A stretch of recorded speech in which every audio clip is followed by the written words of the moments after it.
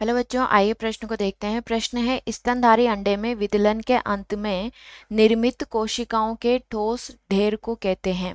हमारे विकल्प हैं ब्लास्टोडिस्क, ब्लास्टूला, ब्लास्टोसिस्ट या मोरूला। ठीक है, तो यहाँ पे बच्चों सबसे पहले हम बात करते हैं प्रश्न की मुख्य अवधारणा के बारे में।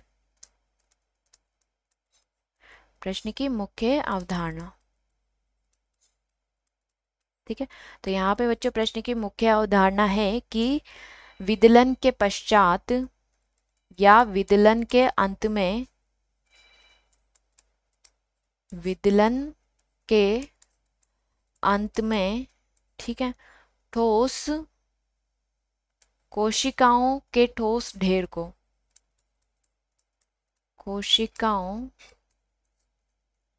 के ठोस ढेर को क्या कहते हैं? ठीक है, तो यहाँ पे मोरूला कहते हैं। ठीक है, कोशिकाओं के ठोस ढेर को क्या कहते हैं? मोरूला कहते हैं। मोरूला की क्या परिभाषा हो गई? तो यहाँ पे मोरूला देख लेते हैं हम एक बारी। मोरूला कैसे बनता है?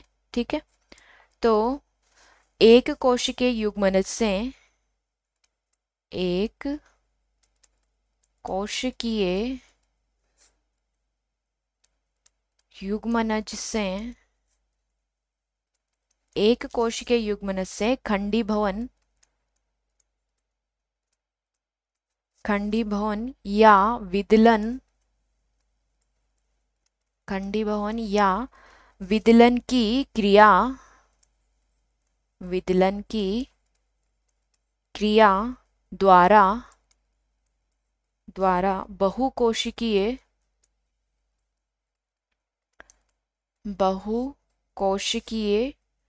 ठोस गेंदनुमा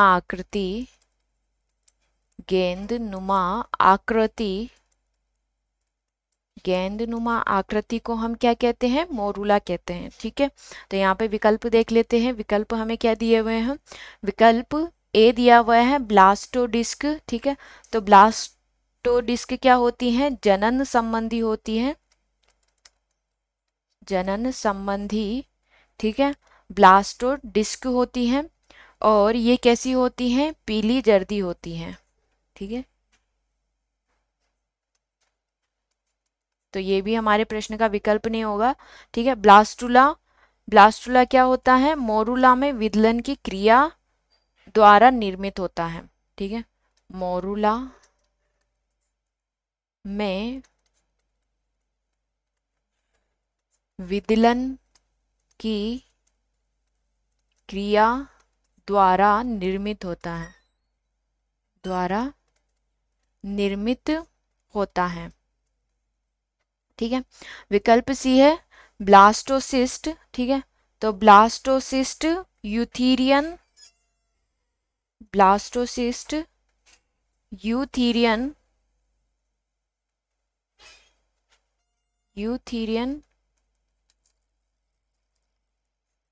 व मेटाथीरियन, यूथीरियन वो मेटाथीरियन स्तनधारियों में होता है, स्तनधारियों में होता